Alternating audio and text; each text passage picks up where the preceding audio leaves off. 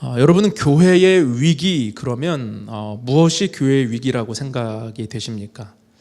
어떤 분들은 교회가 비난을 받거나 또는 조롱을 당하거나 또는 어떤 세력에게 교회가 위협을 당하게 되면, 그리고 우리가 전도나 복음을 마음대로 할 수 없는 상황이 오면 그것이 교회의 위기라고 생각하는 분도 계실지 모르겠어요. 또 어떤 분은 교회의 성도의 숫자가 줄고 교회 재정 운영이 어려움이 생기면 그것이 교회의 위기라고 생각하는 분도 계실 것 같습니다. 그런데 물론 그런 것들도 위기일 수 있죠.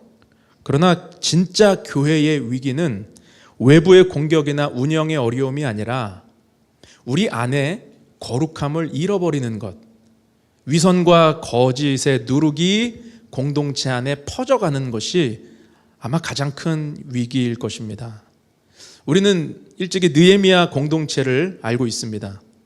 느헤미야가 성벽 재건을 위해 예루살렘에 돌아와서 백성들을 독려하고 성벽 공사를 하고 있을 때 외부의 방해와 조롱과 위협이 대단했습니다. 산발락과 도비아라고 하는 자가 대놓고 조롱을 했고요, 또 군사적인 위협도 가했고요, 거짓 소문과 중상모략으로 느헤미야를 흔들기도 했습니다. 그런데 그런 외적인 공격은 유대 공동체를 무너뜨리지 못했어요. 오히려 그들은 깨어 있습니다. 오히려 그 외부의 위협 앞에 그들은 기도로 맞섰고요, 한 손에는 무기를 들고 한 손에는 망치를 들고 성벽 공사를 끊임없이 할 수 있었다라는 거죠. 그런데 성벽 공사가 절반쯤 진행되었을 때 공사가 완전히 중단될 위기에 처하게 됩니다. 그 위기는 무엇 때문에 생긴 위기였냐면 내부의 문제 때문이었어요. 외부의 적을 그렇게 잘 막아냈던 유대 공동체가 내부에서 어떤 문제가 터졌냐면 민장들과 유대의 귀족들이 가난한 백성들에게 고리대금을 취하기 시작했습니다. 그리고 밭과 포도원을 저당 잡고 심지어는 자기 동족의 자녀들을 포로로, 그 종으로 팔아버리는 일까지 벌어진 거예요. 심각한 위기가 내부에서 시작되게 되었다는 거죠. 오늘 본문도 사실 우리에게 이런 사실을, 같은 사실을 보여주고 있습니다. 사도행전 4장에서 우리는 이미 초대교회가 직면한 외부의 문제를 자세하게 다루었습니다. 사내들인 공회가 베드로와 요한 그리고 사도들을 잡아다가 옥에 넣었죠. 그리고 뭐라고 위협했습니까? 다시는 예수 이름으로 말하지도 말고 가르치지도 말라고 위협했어요. 그런데 그 위협이 교회를 흔들었나요? 교회를 무너뜨렸습니까? 아닙니다. 오히려 그들은 교회와 함께, 성도들과 함께 뜨겁게 기도했고, 대주제여 우리를 지키시는 줄로 압니다. 우리가 담대히 주님의 복음을 전할 수 있게 하여 주옵소서. 교회는 오히려 기도함으로 영적 담대함을 얻게 되었다는 것입니다. 그런데 오늘 본문에서 충격적인 사건이 일어나게 된 거예요. 아나니아와 삽비라 부부가 성령을 속이고 거짓말을 하다가 하나님의 심판을 받고 죽게 된 것입니다. 이 사건은 우리에게 무엇을 교훈하고 있을까요?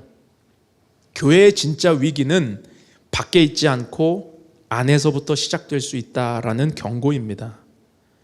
외부의 핍박은 그들을 오히려 기도하게 만들었고, 외부의 핍박은 오히려 공동체를 하나 되게 하며 그 가운데 가난한 자가 없을 만큼 서로의 물건을 유무상통하면서, 또 바나바와 같은 사람들은 밭을 팔아 교회의 구제 헌금을 통해 가난한 자들을 살릴 만큼 교회가 사랑이 넘치게 되었는데, 결국 교회의 진짜 위기는 오늘 아나니아와 삽비라의 모습에서 보여지는 이 위선과 거짓된 영성이 그들을 흔들기 시작했다라는 것이죠. 아나니아와 삽비라의 죄는 무엇입니까? 하나님을 속일 수 있다라고 생각했던 위선과 거짓입니다. 그들은 일부를 드림으로 전부를 드린 것처럼 보이게 꾸몄어요. 헌신의 대가는 치르고 싶지 않은데 헌신의 명예는 얻고 싶어 했습니다. 그래서 하나님께 드리는 것처럼 보였지만 실제로는 사람에게 인정받고 높아지기를 원하고 있었다라는 사실입니다. 그래서 오늘 말씀은 우리에게 질문하고 있습니다. 나의 신앙은 하나님 앞에서 진실한가? 나의 헌신은 하나님 앞에서 정직한가? 나의 믿음은 하나님 앞에서, 다시 말해 코람데오의 믿음을 붙들고 있는가? 우리에게 질문하고 있습니다.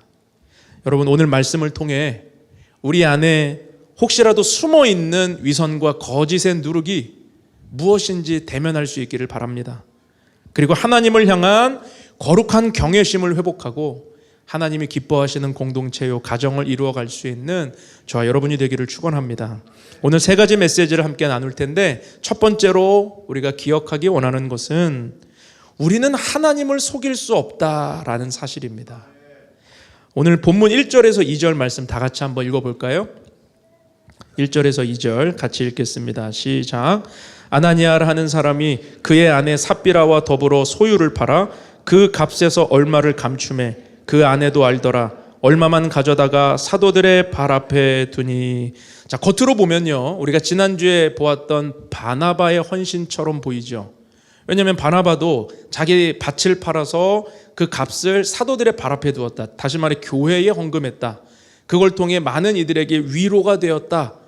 그러니까 오늘 아나니아와 삽비라의 이 행동도 겉모습을 보면 바나바하고 동일해 보이잖아요. 그런데 중심이 달랐다는 거죠. 아나니아와 삽비라는 사람의 시선을 의식하고 있었습니다. 사람 앞에 보이기 위해 이런 행동을 했다는 거예요. 그래서 베드로는 성령의 통찰로 그들의 죄를 드러냅니다. 우리 3절에서 4절 말씀도 같이 한번 보겠습니다. 시작. 베드로가 이르되 아나니아야, 어찌하여 사탄이 내 마음에 가득하여 내가 성령을 속이고 땅값 얼마를 감추었느냐?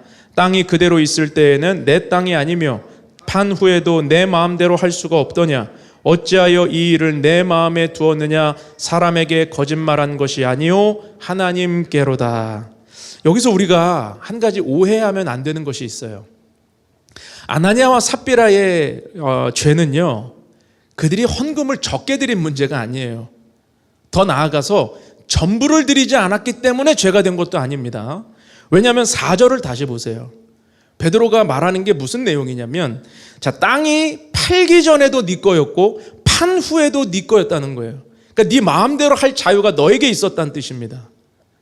이게 무슨 말이냐면, 아무도 너의 소유와 권리에 대해서 주장한 적 없고 강요한 적 없다는 뜻이에요. 그런데 문제는 무엇이냐면, 그들의 중심이 위선과 거짓에 사로잡혀 있었다라는 사실이죠. 그들은 실제 자기 모습보다 훨씬 더 헌신된 사람처럼 보이려고 했습니다. 자기들도 바나바가 받은 그 위로의 아들이라는 타이틀을 얻고자 했습니다. 그래서 하나님 앞에서 정직한 드림이 아니라 자신을 보여주기 위해 위선으로 포장하고 있었다는 사실이에요. 여러분, 이것이 무서운 것입니다.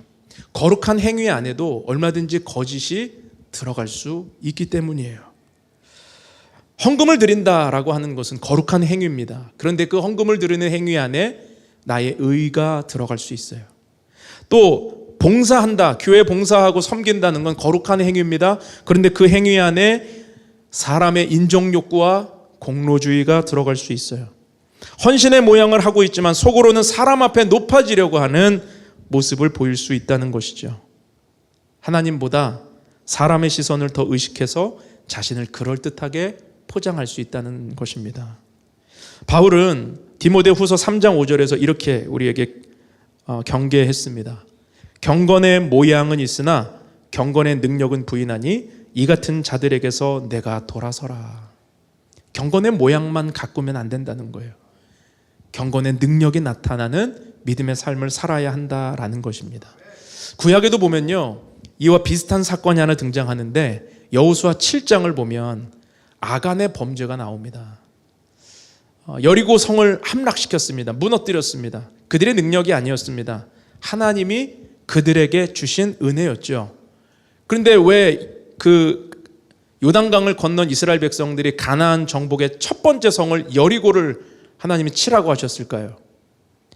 여리고가 가장 센 성이고 가장 함락되기 어려운 성인데 왜 여리고를 치라고 하셨을까? 이 전쟁은 너희의 전쟁이 아니라 여호와의 전쟁이기 때문에 가장 센 성을 하나님의 능력으로 함락시킨 것을 보면 우리는 하나님만 붙들면 되는구나, 이거를 보여주기 위해서 여리고를 치라고 하신 거예요. 그런데 하나님이 여리고를 칠 때 그들에게 명령하신 것이 딱 한 가지가 있습니다. 너희는 성결하라. 그리고 그 성을 함락시킨 뒤에 전리품을 취하지 말고 하나님께 바치라고 그랬어요.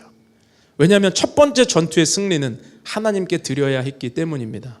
그런데 아간이라고 하는 자가 눈앞에 그 여리고가 가장 잘 사는 성이거든요. 시날산의 외투 한 벌과 은과 금 조금을 자기를 위해 훔치게 됩니다. 전리품을 취하게 돼요. 그리고 자기 장막 깊숙한 곳에 그 시날산의 외투와 은과 금을 감추었습니다. 사람들의 눈을 피해 완벽하게 속이고 감추었다고 생각했습니다. 그런데 하나님은 알고 계셨습니다. 그리고 속지 않으셨습니다. 여러분 생각을 한번 해보세요. 이 당시에 이스라엘 백성들이 애굽을 탈출하고 광야에서 약 200만 명의 사람들이 있었습니다. 자, 200만 명 중에 한 명 죄졌어요. 근데 하나님은 그 죄를 간과하지 않으셨다는 소리예요. 아간의 죄 때문에 어떤 결과로 이어지죠? 여리고를 함락시키고도 아이성 전투에서 그들은 처참히 패배합니다. 왜요? 거룩의 문제가 무너졌기 때문에. 여러분, 우리는 개인의 죄가 나의 죄로만, 숨겨진 죄로만 끝나는 줄 알지만 그렇지 않습니다. 그 죄가 가정을 무너뜨릴 수 있고요, 교회 공동체를 무너뜨릴 수 있다는 것을 우리는 기억해야 돼요. 개인의 죄로 머물지 않고 공동체를 병들게 할 수 있다라는 것이죠. 아나니아와 삽비라도 마찬가지입니다. 그들은 아간과 같은 착각을 한 거예요. 아무도 모른다, 속일 수 있다라고 생각한 거예요. 사도들도 모를 거라고 생각한 것입니다. 더 나아가 하나님을 속일 수 있다고 착각했다라는 것이죠. 그래서 베드로는 너가 성령을 속였다라고 경고한 것입니다. 4절에 보니까 이는 사람에게 거짓말한 것이 아니요 하나님께로다라고 했습니다. 여러분, 우리는 하나님을 속일 수 없습니다. 하나님은 다 알고 계십니다. 왜냐하면 사람은 외형을 보지만 하나님은 중심을 보시는 분이기 때문이에요. 사무엘상 16장 7절을 보니까 내가 보는 것은 사람과 같지 아니하니 사람은 외모를 보거니와 나 여호와는 중심을 보느니라 그러셨습니다. 우리 하나님은 오늘도 저와 여러분의 중심을 보고 계십니다. 우리의 중심이 여호와를 향하고 우리의 중심이 누룩같이 퍼져가는 거짓과 위선을 오늘 주님 앞에 내어놓을 때 주님이 우리의 삶을 붙드실 줄로 믿습니다. 우리가 정말로 두려워해야 할 것은 사람들의 평가가 아닙니다. 나를 바라보시는 하나님 앞에서 내가 어떤 모습으로 설 것이냐, 우리는 이것을 보아야 하는 것입니다. 여러분, 사람에게 보이기 위한 신앙이 아니라 하나님 앞에서의 기쁨과 은혜가 가득한 믿음의 삶을 살아가기를 주님의 이름으로 축원합니다. 두 번째 메시지는요, 정직한 교제가 교회를 살린다라는 거예요. 우리 7절 말씀을 보니까 남편이 죽은 뒤 3시간 후에 아내 삽비라가 들어왔는데 아무것도 몰라요. 남편이 어떻게 됐는지 모릅니다. 아마 다른 곳에 있다가 온 것 같아요. 그런데 베드로가 그때 묻죠. 8절을 한번 보실까요? 베드로가 이르되 그 땅 판 값이 이것뿐이냐 내게 말하라 하니 이르되 예 이것뿐이라 하더라. 베드로의 질문은요, 단순한 확인이 아닙니다. 삽비라에게 주는 하나님의 회개의 기회였다는 거예요. 그런데 삽비라는요, 남편과 입을 맞춘 게 있거든요. 그러니까 남편과 같은 거짓을 선택한 겁니다. 그래서 베드로가 본문 9절에 탄식하며 이렇게 말하죠. 9절을 한번 보십시오. 너희가 어찌 함께 꾀하여 주의 영을 시험하려 하느냐. 여기서 주목해야 될 표현이 어찌 함께 꾀하여, 함께 공모했다는 거예요. 둘의 마음이 일치했다는 거예요. 그런데 애석하게도 그 마음의 일치가 어디에 있었다고요? 죄 짓는 데 있었다. 하나님을 속이고 주의 공동체를 속이는 일에 함께 꾀했다라고 하는 탄식이 있는 것입니다. 여기에 비극이 있는 거죠. 그들은 하나님 앞에 정직한 일을 위해 마음을 꾀한 것이 아니라 죄를 감추고 거짓을 꾸미는 일을 위해 함께 꾀했어요. 서로의 영혼을 지켜주는 동역자가 아니라 죄를 함께 숨기는 일을 꾀했다라는 것이죠. 여러분, 부부는 서로의 영혼을 살리고 세우고 지켜주어야 합니다. 가정은 죄를 합리화하는 곳이 아닙니다. 하나님 앞에 함께 서도록 붙들어주는 곳입니다. 교회 공동체도 마찬가지입니다. 교회 공동체는, 성도는 서로의 체면을 세워주는 사람이 아니에요. 함께 살기 위해 정직한 교제를 나누어야 하는 것입니다. 서로의 영혼을 살리는 사람이 되어야 하고 하나님을 기쁘시게 하는 일을 위해 함께 마음의 일치를 이루어가야 하는 것이 교회입니다. 우리가 나중에 사도행전 18장을 이제 보게 되면 초대교회의 가장 아름다운 모델의 부부가 나와요. 여러분들도 잘 아시는 부부입니다. 브리스가와 아굴라 부부죠. 브리스가와 아굴라 부부는 바울의 신실한 동역자였습니다. 그들은 고린도에서 바울을 처음 만났을 때 자신들의 집을 오픈하여 교회를 세웠습니다. 에베소에 가서도 마찬가지로 했어요. 에베소에서도 자신의 집을 오픈하여 교회를 세웠고, 또 로마에서도 그렇게 했습니다. 그러니까 바울은 로마서 16장에서 이 부부를 이렇게 소개하고 있습니다. 우리 로마서 16장 3절에서 4절 말씀을 같이 한번 읽어보죠. 시작. 너희는 그리스도 예수 안에서 나의 동역자들인 브리스가와 아굴라에게 문안하라. 그들은 내 목숨을 위하여 자기들의 목까지도 내놓았나니 나뿐 아니라 이방인의 모든 교회도 그들에게 감사하느니라. 얼마나 아름다운 부부의 모습입니까? 아나니아와 삽비라는요, 성령을 속이는 일을 위해 함께 꾀했는데 브리스가와 아굴라는 주님의 교회를 섬기는 일을 함께 꾀해요. 아나니아와 삽비라는 사람에게 보이기 위해 함께 꾀했는데 브리스가와 아굴라는 복음을 위해 마음을 맞추었고 마음의 일치를 이루었어요. 교회를 세우는 일에 자신들의 삶을 헌신했다는 것이죠. 이것이 믿음의 부부가 가야 하는 길 아닙니까? 부부가 함께 돈만 꾀할 수도 있어요. 세상적인 일만 꾀할 수도 있어요. 자녀의 축복과 성공을 위해서만 일을 꾀할 수 있어요. 그때만 마음이 일치할 수 있어요. 그러나 믿는 부부라면 어떻게 우리가 주님의 교회를 섬길 수 있을까? 어떻게 우리가 복음의 통로로 살아갈 수 있을까? 어떻게 우리가 하나님의 나라를 위해 쓰임받을 수 있을까? 이 부분에서 마음이 일치되어야 합니다. 교회도 마찬가지입니다. 교회 공동체는 하나님 앞에 정직하고 거룩하기를 서로 마음이 일치해야 돼요. 죄를 감추는 공동체가 되면 안 됩니다. 교회는 서로가 하나님 앞에 신실하도록 정직한 교제를 나누어야 합니다. 교회가 거룩함을 이루면요, 겉으로는 평안해 보여도 그 속에서는 병들어 갈 수 있어요. 서로의 체면만 세워주고 죄와 허물에 대해 아무도 말하지 않는 공동체는 건강한 공동체가 될 수 없습니다. 에베소서 4장 25절에 보니까 그런즉 거짓을 버리고 각각 그 이웃과 더불어 참된 것을 말하라. 이는 우리가 서로 지체가 됨이라. 참된 것을 말하라고 그러죠. 왜냐하면 우리가 지체니까. 지체라고 하는 게 뭐예요? 한 몸이란 뜻입니다. 신체. 내 신체의 일부가 썩어가는데 어떻게 그걸 방관할 수 있습니까? 그것을 고치기 위해 애쓰는 게 한 몸이고 신체이기 때문이죠. 교회는 가면을 쓰고 만나는 공동체가 아닙니다. 교회는 서로 연약한 자들이 서로를 붙들고 하나님께 나아가는 공동체예요. 물론 정직한 교제를 하라니까 함부로 말하거나 정죄하거나 비난하거나 부끄럽게 만들려고 하는 뜻이 아닙니다. 사랑 안에서 정직한 교제를 행하라는 뜻이죠. 갈라디아서 6장 1절을 보니까 정직한 교제의 본이 이렇게 나와요. 우리 같이 한번 읽어볼까요? 시작. 형제들아, 사람이 만일 무슨 범죄한 일이 드러나거든 신령한 너희는 온유한 심령으로 그러한 자를 바로잡고 너 자신을 살펴보아 너도 시험 받을까 두려워하라. 자, 여기서 보시면 온유한 심령으로 하라는 거예요. 정말 기도 많이 하고 정직한 교제를 나누기 위해서는 온유한 심령으로 그에게 전하고, 그리고 나 스스로를 돌아봐서 나도 시험 당할까 조심하라라는 뜻이죠. 사랑이 없이는 이렇게 못하는 것입니다. 사랑으로 함께 살기 위해 정직한 교제를 나누어야 하는 거예요. 아나니아와 삽비라는 부부 중에 한 사람이라도 여보, 우리 그렇게 하면 안 되는 거 아니에요? 여보, 우리 그렇게 하면 하나님 앞에 잘못하는 거 아니에요? 라고 경각심을 올려주었어야 돼요. 그런데 부부가 동일한 마음으로 서로가 공모했다는 것이 안타까운 모습인 것입니다.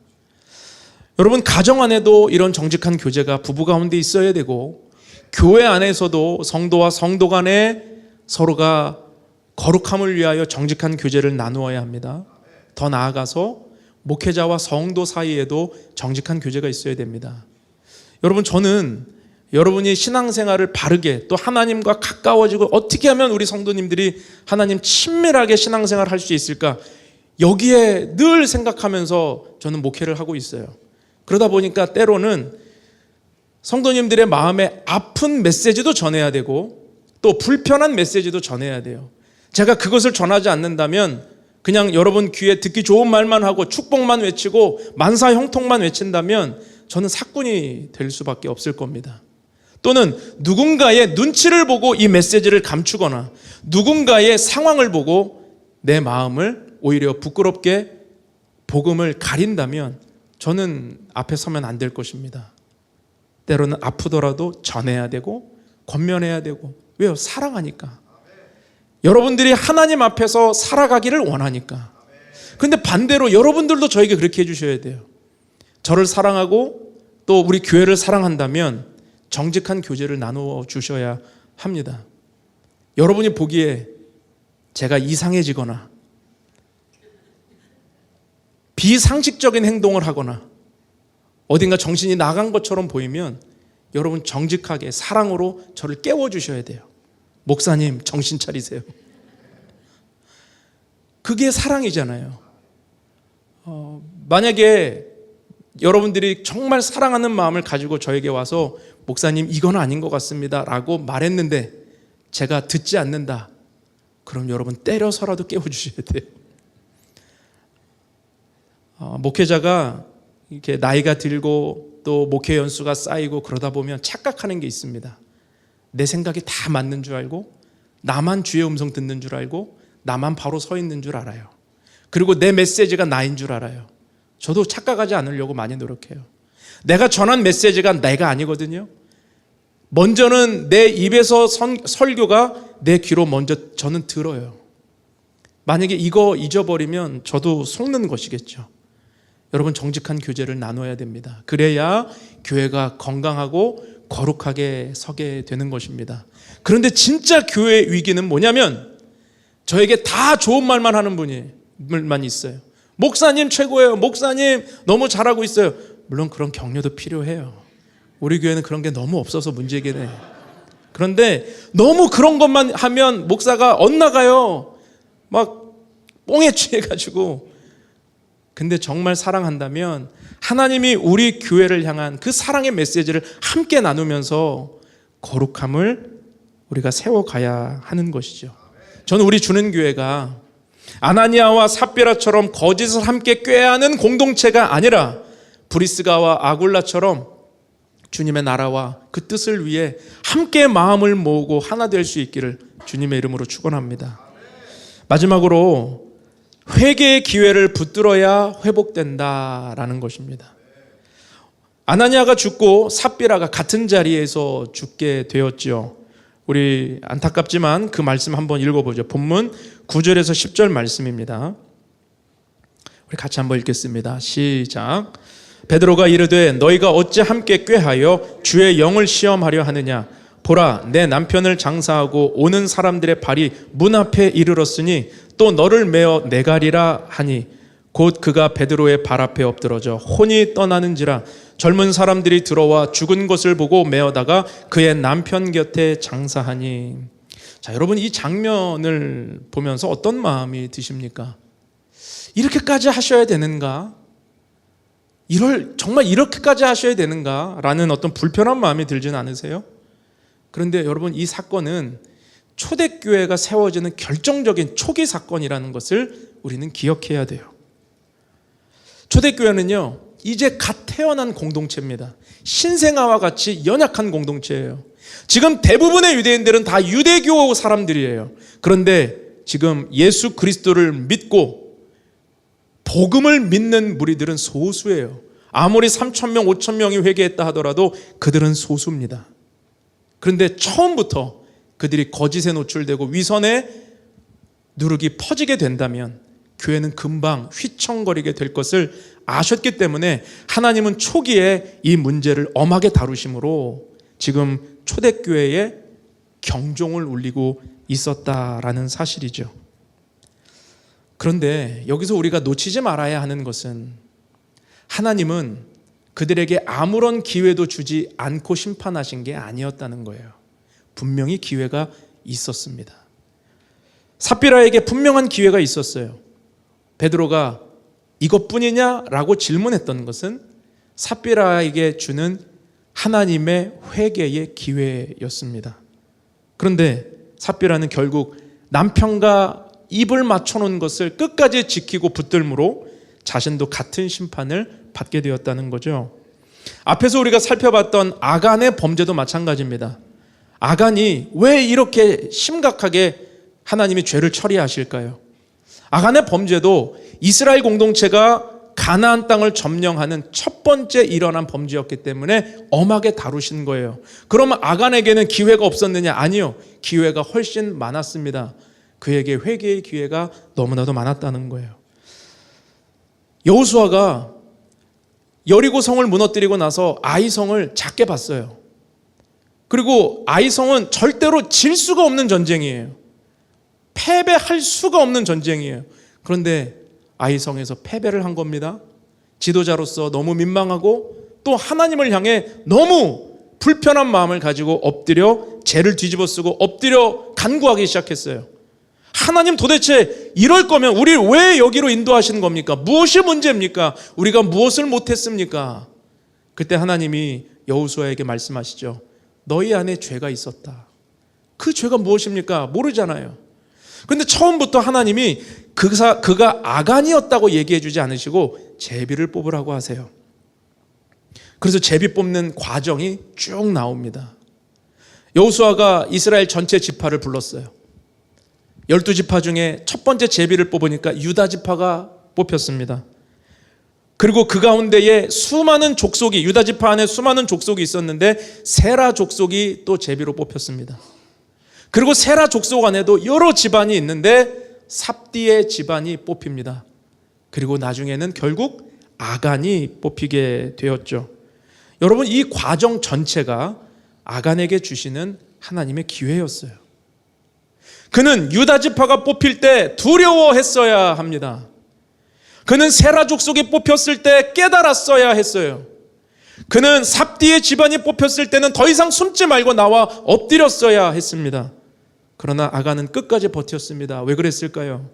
아무도 모르게 깊숙이 숨겼다고 생각했기 때문입니다. 그러나 마지막까지 와버렸고 결국 자기 이름이 호명되었을 때는 이미 늦어버린 것입니다. 여러분, 하나님은 언제나 우리에게 기회를 주시는 분이십니다. 믿으십니까? 여러분, 오늘은요, 하나님이 우리에게 주시는 은혜의 유예기간이에요. 우리는 은혜 받을 만한 때를 살고 있고 하나님 앞에 무엇이든지 간구하면 용서받을 수 있는 시대를 살고 있습니다. 그래서 하나님은요, 인격적인 분이시기 때문에 우리를 강제로 무릎 꿇리는 분이 아니라 우리 인생을 향해 끊임없이 두드리시는 분이세요. 말씀을 통해 두드리시고 예배를 통해 두드리시고 또 공동체의 권면을 통해 두드리시고 때로는 질병과 고난을 통해서도 우리를 두드리시는 분이십니다. 그런데 문제는 무엇입니까? 많은 사람이 하나님의 두드리심을 회개의 기회로 여기지 않는다는 사실이에요. 왜 그렇죠? 내 삶에 아직 어떤 문제도 터지지 않았기 때문에. 그래서 사람들이 아직 안전한 줄 알아요? 괜찮은 줄 알아요? 나에게 아무 문제가 없다고 착각합니다. 아무도 모른다고 생각합니다. 내 마음 깊은 곳에 있는 그 죄를 하나님 앞에 드러내지 못하고 회개하지 못할 때가 많다는 것입니다. 여러분, 우리는 어떻습니까? 신앙 양심이 찔릴 때 여러분 버티지 마십시오. 말씀이 나를 찌르실 때 그 말씀 앞에 정직하게 서 보십시오. 성령이 내 죄를 조명하실 때 더 단단한 가면을 고쳐 쓰지 마시고 하나님 앞에 무릎을 꿇어 보시길 바랍니다. 회개의 기회는 영원하지 않습니다. 은혜의 문이 열렸을 때 우리는 붙들어야 됩니다. 십자가 앞에 나오면 삽니다. 정직하게 고백하면 회복될 줄로 믿습니다. 오늘 말씀을 맺을 텐데요, 오늘 본문 11절을 보면 한 가지 재밌는 표현이 나옵니다. 우리 11절 말씀 같이 한번 보죠. 같이 읽겠습니다. 시작. 온 교회와 이 일을 듣는 사람들이 다 크게 두려워하니라. 여러분, 우리가 사도행전을 지금 5장까지 오고 있는데 사도행전에서 1장부터 4장까지 교회라는 단어가 단 한 번도 등장하지 않았어요. 사도행전 안에서 누가의 의도적인 배치입니다. 그동안 4장까지 수없이 많은 교회에 대한 언급은 많았지만 교회라는 단어, 에클레시아라고 하는 이 단어는 1장부터 4장까지 쓰이지 않아요. 그런데 5장 이 본문의 기사에서 비로소 처음으로 교회라는 단어를 쓰고 있습니다. 그런데 재밌는 것은 어떤 상황에 쓰여요? 교회가 영광스럽고 기도할 때 교회라는 단어가 쓰이지 않고 지금 거짓과 위선의 문제가 대두되었을 때 비로소 교회라는 단어가 쓰이고 있다는 사실이죠. 무엇을 우리에게 말하고 있습니까? 교회는 돈 있다고 세워지는 거 아니라는 거예요. 교회는 사람 모인다고 세워지는 거 아니라는 거예요. 교회는 하나님을 향한 거룩함으로만 세워질 수 있다는 뜻입니다. 사랑하는 여러분, 교회의 진짜 위기는 밖에 있지 않습니다. 우리 안에 있습니다. 이번 한 주간 주님 앞에 살아가시면서 하나님의 시선을 더 많이 느끼시고 우리 가정과 교회가 서로의 체면만 세워주는 공동체가 아니라 정직한 교제를 통해 함께 거룩하기를 꾀하는 믿음의 일들이 일어날 수 있기를 축복합니다. 그리고 성령께서 우리 마음을 만지실 때 회개의 기회를 붙들고 우리 주님이 원하시는 참된 회복 가운데 나아가는 은혜가 있기를 축원합니다.